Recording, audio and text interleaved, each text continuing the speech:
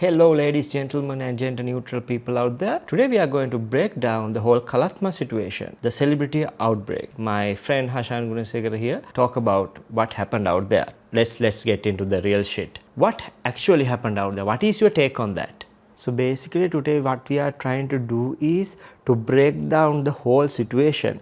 අපි මේක guide book එකක් වියලි කලාපයට ගයිඩ් බුක් එකක් විදිහට අපිට මේකෙන් ගන්න පුළුවන් දේවල් මොනවාද මම දැක්කා Facebook post වගේක් තියෙනවා එහෙම මේ gossip enjoy කරන්න එපා මේවා හරි නෑ මේවා මේ වැදගත් දේවල් නෙමෙයි ඉතින් මම කියන්නේ we all are human beings we enjoy a little bit of who screwed it up and what went wrong ඉතින් ඒ දේවල් වලින් තමයි අපි අපේ දුක්ඛිත ජීවිතේ සතුට විඳින්නේ අපිට විතරක් නෙවෙයි උන්ටත් කියලා වෙනවා කියලා because what you always see on social media or online is only the good stuff මම කියන්නේ එයාලා ආර්ට් එක අපි එන්ජොයි කරමු මොකද ඒ සින්දු අහලා හරි ඒ සින්දු ලස්සනයි මේකට එක සෙට් වෙනවා ෆීල් වෙනවා කියලා හිටියා නම් ඒ ඇරෙන්න ගිහිල්ලා මේ උගේ ජාතකය හොයලා දන්නේ නැහනේ ඌ කාත් එක්කද බුදියන්නේ ඒකි කාත් එක්කද හැමිනෙන්නේ කියලා ඔය ටික හොයන්න ගියොත් මසන් අපිට මේකේ තියෙන ආතලක නැති වෙනවා මොකද අන්තිමේදී අපි බලාපොරොත්තු වෙනවා අපේ ආටිස් අපිට ඕන විදිහට ඉන්න.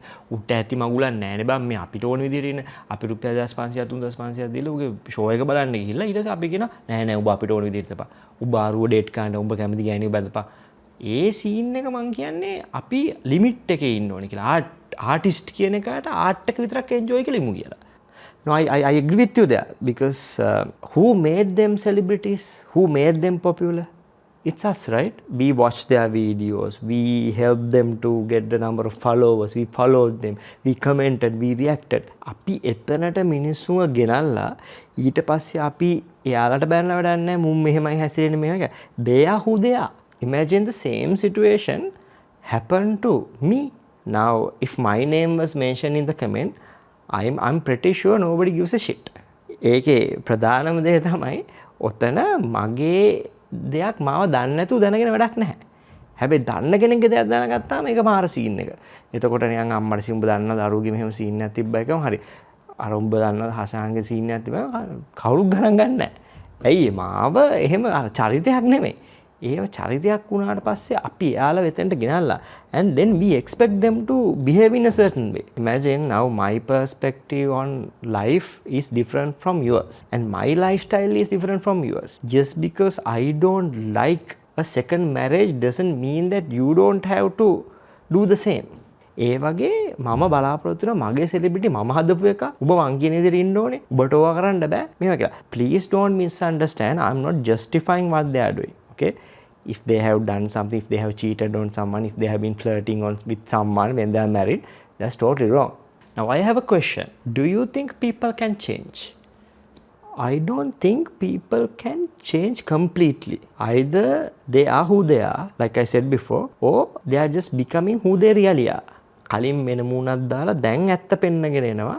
ඒ අරෙන්න අර එයාලා ඒ මිනිස්සුම තමයි. ඒකේ වෙනසක් නැහැ. අපි කොච්චර ඉන්ෆ්ලුවන්ස් වුණා සෙලිබ්‍රිටි නම් කවුරු වුණත් අපි ඇතුළේ ඉන්නේ අපිම තමයි. මට මේක උනායි කියලා හිතන්නකෝ. දැන් I'm not Hema Ranasinghe. ඒ වගේම I'm not Reno Silva. මට සල්ලිත් නැහැ, ඒවත් නැහැ, මුකුත් නැහැ. So my strategy of getting a girl is going behind. හරිද? The more you try, the more results will come. That's my strategy. හරිද? දැන් මම දැක්කොත් ලස්සන ගෑල්ලා මේක හරි මේ හරි ඔක අහලා බලනවා. try කරනවා, අහලා බලනවා, try කරනවා, අහලා බලනවා.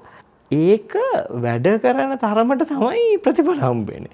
නැත්තම් ඌ දැන් හිතන්නකෝ කැතයි. ඔබ කැතයි නම් මැරෙන්නද? ඔබ අහන්න එපැයි ඕක. මම සිංගල් නම් මට කවුරුත් නැත්තම් මම ගිහිල්ලා මට කැමතිද කියලා අහනවා.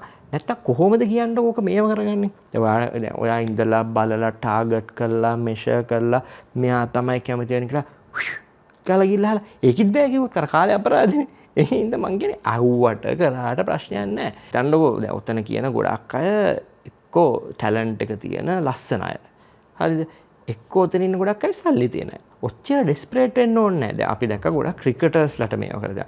දැන් ක්‍රිකට් කියන කෙනෙක් කවුද? සල්ලි ආකරන්නේ තනිකර කිව්වොත් එමුට ඕන තරම් සල්ලි තියෙනවා. ටැලන්ට් එකක් තියෙනවා, සල්ලිත් තියෙනවා. ඉතින් එහෙම මිනිස්සු ඩෙස්පරේට් වෙන්න ඕනේ නැහැ නියුඩ් සිල්ලෙල්ල. යකෝ දැන් ඒ කාලේ අපි හිතමුකෝ දැන් අපි දන්න දේ සනත් ජයසූරියා, අරවින්ද සිල්වා ඔය කට්ටියගෙන අපිට කතා අහලා දෙනවානේ. මෙහෙම කළා කියලා මම හිතන්නේ එයාලා පස්සෙන් ගිහින් අර ඇඬුවද දන්නේ නැහැ. අපි දන්නේ නැහැ. අපි මේ assumptions කියන්නේ එහෙම ඉල්ලන්න ඕනේ එයාලට ඕන දේවල් හම්බ වෙනවා. හැබැයි දැන් තියෙන insecurity එක මම දකින්නේ ඔය ඉන්න influencer හරි celebrity හරි කවුරු හරි කියන ඔයගොල්ලන්ගේ මාර insecurity එකක් තියෙනවා.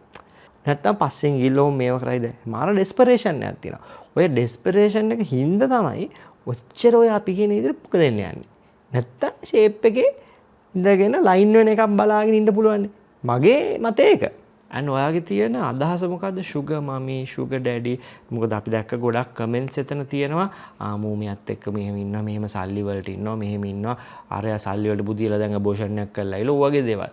මම දැක්කා මෙන්ෂන් වෙලා තියෙනවා කෙනෙක් ගැන එක කපල් එකක් ගැන. ඒකේ කෙල්ල ඩීල්ස් වලට යනවා. කොල්ලා එක බලන්න එන්ජොයි කරන්න කැමති. කෙල්ල සල්ලි වලට යනවා කියලා. ඔතන සංස්කෘතිකව වැරදි ඒක.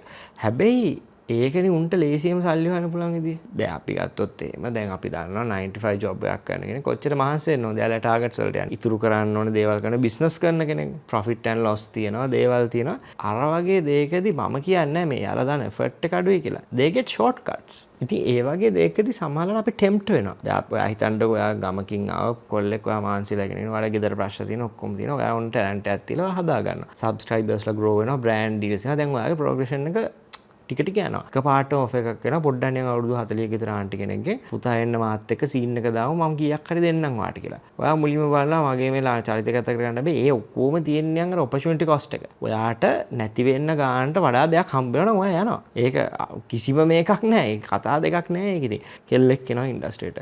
ඒක ඇවිල්ලා දැන් ඒක දන්නවා. ඒකට රංගපාන්න ඕනේ, අඩුවට රංගපාන්න ඕනේ. ඊට පස්සේ තව ටිකක් ටැලන්ට් එක හදා ගන්න ඕනේ. ඊට පස්සේ ඒත් ෆිල්ම් එකක් වෙන chance එකක් නැහැ. මෙන්න ඉන්නව ඩයල් එකක් ෆිල්ම් එකක් ප්‍රොඩියුස් කරන්න යන. මේන් කැරක්ටර් එකට යන්න පුළුවන් එකපාරක් සීන් එක දැම්මොත් තෝරගන්නවනේ අනිවාර්යෙන්ම.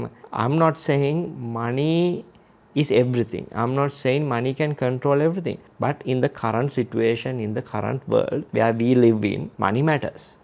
ඔන්න ඔතන තමයි මම දකින්න විදිහට මේන්ම ඉෂුව එක තියෙන්නේ. ඒ ඉෂුව එක හින්දා ඔය sugar daddy කිව්වා, sugar mommy කිව්වා. ඔතන රඳාපවතින ඔන්න ෆැක්ට් එක මත. ඔයාට කොච්චර ඉක්මනින් සාර්ථක වෙන්න පුළුවන්ද කියන එක මත. So to summarize this whole situation, what is your advice? So what do you think is the best to do? මේම celebrity කෙනෙක්ට හරි ඒ වගේ කෙනෙක්ට influencer කෙනෙක්ට ඉන්න ඕන විදිය කොහමද? If you are a celebrity or if you are an influencer or whoever you are, be authentic, be normal. එතන comment section එක බැලුවාම I rarely see comments on Ranjan Ramanayaka, Piyumi Hansamali or Sunil Perera. There was a funny comment saying, we don't need to spill tea for Piyumi Hansamali, she split it for herself කියලා. If you are a badukara, you are a badukara, you know. You can't pretend like you are a saint and you don't do this. ඔය ගොඩක්ම ඇරියස් එක තියෙන්නේ සමහර උතන mention ලා තියෙන අපි මෙහෙමයි කියලා. ඔය පත්මිනි අම්මා ටොක්ස් දෙන සෙට් එකේ ඉන්නේ. උන් ඇත්තට මෙහෙම නැති වෙලා උන් අරම ටොක් දුන්නාම මල පයින්නවනේ. දැන් හිතන්නකෝ මම මෙතන මේ යෝන් සිතට දහම් සිසිල වගේ වැඩසටහනක් කරොත් එහෙම පිස්සුද කියලා. ඒ කියන්නේ අපි දන්න විදිහක් තියෙනවනේ. දැන් ওই මිනිස්සු ඇත්තටම දකිද්දී ටීවී එකේ දකිද්දී වෙනසක් තියෙනවා. අපේ මිනිස්සු මුලින්ම තේරුම් ගන්න ඕනේ ටීවී එකේ උරංගපාන කැරක්ටර් එක. ඒක අපේ හැබෑ ජීවිතේ දකින්න බෑ. දකින්න බෑනේ. හැබැයි අපේ මිනිස්සු ඒක එක්ස්පෙක්ට් කරනවා. වගේම උනුත් ඒක නිකන් අර උඩට ගෙනියනවා. රංජන රාමණ ගැන ඔක්කොම දන්නවා. එයාලා දන්නවා රංජනය මෙහෙම රංජනම පාරේ රංජන් ගෑනු 3 දිනක් එක්ක පාරේ කතා කරලා කට්ටිය ඒක 아무තු දෙයක් නෙමෙයි. පාර වැදලා තිබ්බ ගොඩම්ම අය පෙන්නන්න හදනවා එයාලා මාර්ම චරිත කියලා. එක වැඩක් නෑ ඇයි එහෙම මේව කරන්නේ. ඔයාලා මේන්ටේන් කරන් ඉන්න ගියාම 아무තු ෆේක් එකක් ඕක කොහොමත් වදිනවා. අනික ඒතකොට ඩැමේජ් එක වැඩි. අන්න ඒකත් එක්ක තමයි මම නම් හිතන්නේ ඔය ප්‍රශ්නේ මැනේජ් වෙන්නේ. Alright, I think we had a good conversation here today.